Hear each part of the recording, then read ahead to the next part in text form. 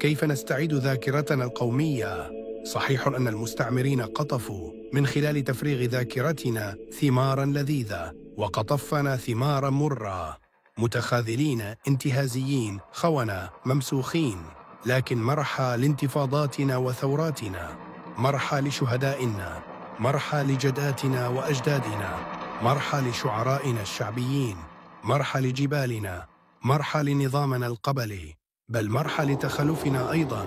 هؤلاء حافظوا على بقايا من ذاكرتنا القومية وأوصلونا إلى القرن العشرين ونحن ما زلنا كرداً، ولولاهم لكنا انصهرنا تماماً.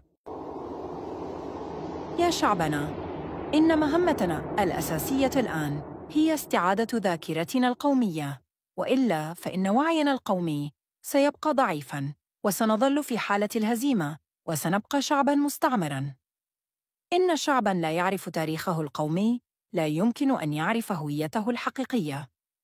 الكاتب الدكتور سوزدار ميدي. إخراج سردار الرامان.